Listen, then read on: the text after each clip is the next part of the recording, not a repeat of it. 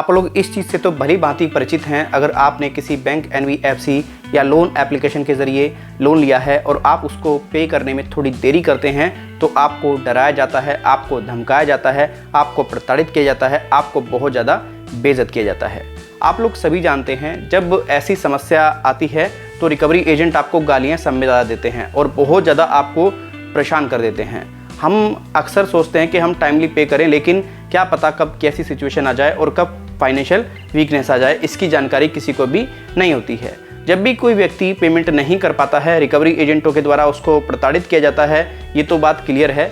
लेकिन व्यक्तियों का एक मानना होता है कि अगर इसने हमारे मान सम्मान को चोट पहुंचा दी, अगर हमारे इज्जत को इसने पूरी तरीके से चोट पहुंचा दी, हम अब इसका पैसा नहीं देंगे। अगर इसको केस करना है ये केस कर ले, जो इसको करना है वो कर ले। इसमें आपका बहुत ज़्यादा लॉस हो जाता है। उससे क्या होता है, आपका सिविल स्कोर जो है वो बहुत ज़्यादा ख़राब हो जाता है। और अगर आपने ईसीएस वगैरह प्रॉपर तरीके से सिग्नेचर किया है, ऑटो डेबिट की फैसिलिटी एक्टिव कर रखी है, आपकी जो ईएमआई है वो ऑटोमेटिकली कटती है, तो उसके बाद में काफ़ी ज़्यादा समस्याएं आपके पास में आ जाती हैं अगर आपका एक बड़े अमाउंट का लोन चल रहा है। हमारे एक सब्सक्राइबर ने एक एनबीएफसी के माध्यम से काफ़ी बड़े अमाउंट का लोन लिया था। वो टाइमली उसको पे कर रहे थे, लेकिन अचानक से क्या हुआ, उनकी जो ईएमआई है वो डिफ़ॉल्ट होना शुरू हो गई। जब ईएमआई डिफ़ॉल्ट होना शुरू हो गई तो आप लोगों को पता ही है क्या हाल होता है। रिकवरी एजेंटों के द्वारा डराया जाता है, धमकाया जाता है, बेइज्जत किया जाता है, मान सम्मान को पूरे तरीके से खंडित कर दिया जाता है। बहुत सारी समस्याएं आकर के खड़ी हो गई। जब उनको गाली दी गई तो उन्होंने क्लियर बोल दिया उस रिकवरी एजेंट को भी कि भाई जो तुझे करना है ना तू वो कर ले, मेरे ऊपर केस करना चाहता है केस कर ले, जहां तक तू जाना चाहता है वहां तक चला जा, मैं तेरे को रुपया वापस नहीं दूंगा, चाहे तू कुछ भी कर ले। तो बात कर रहा है पूरे लोन अमाउंट की, मैं 1 रुपया वापस नहीं दूंगा। अब इतनी बात तो उन्होंने कह दी और लगातार वो इस बात को कहते रहे, नोटिस भी इग्नोर करते रहे, नोटिस का भी कोई उन्होंने जवाब नहीं दिया।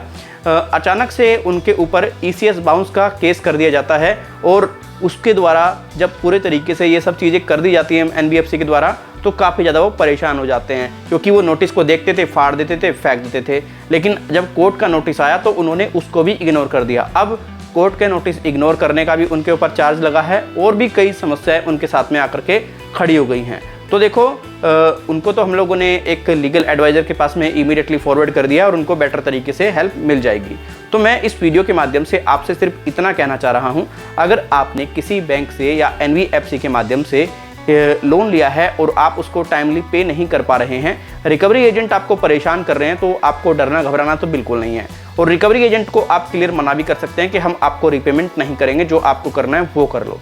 बट अगर आपके पास में कोई लीगल नोटिस रिसीव हो जाता है और वो लीगल नोटिस कोर्ट की तरफ से आता है तो आप उसको इंस्टेंटली इग्नोर ना कीजिएगा। आप तुरंत लीगल एडवाइज़र से मिलिएगा और जो कोर्ट के द्वारा नोटिस भेजा गया है, जो उस नोटिस में डेट दी है, उस डेट को विजिट कीजिए और अपनी प्रॉब्लम को शॉर्ट आउट कराइए, अन्यथा आपको काफ़ी ज़्यादा दिक्कत हो सकती है। अब इस हमारे सब्सक्राइबर को जेल हो चुकी है, अब उसको ज़मानत मिली है या नहीं मिली है I don't know, but loan amount जो है वो काफ़ी बड़े अमाउंट का था। तो इसीलिए मैं आप लोगों से रिक्वेस्ट करता हूं, कभी भी कोर्ट के नोटिस को इग्नोर मत कीजिए, वरना बहुत बड़ी समस्या में आप लोग पड़ जाएंगे। और अगर आपसे कोई कंपनी लीगली रूप से बातचीत कर रही है, ईमेल के द्वारा आप लोगों से सारा जवाब मांग रही है, तो कभी आप ईमेल पर कंपनी को ये ना रिप्लाई करें, बैंक हो या फिर एनबीएफसी हो या फिर कोई फिनटेक कंपनी हो, उसको ये आप बिल्कुल ना कहें कि हम आपका पैसा नहीं दे सकते।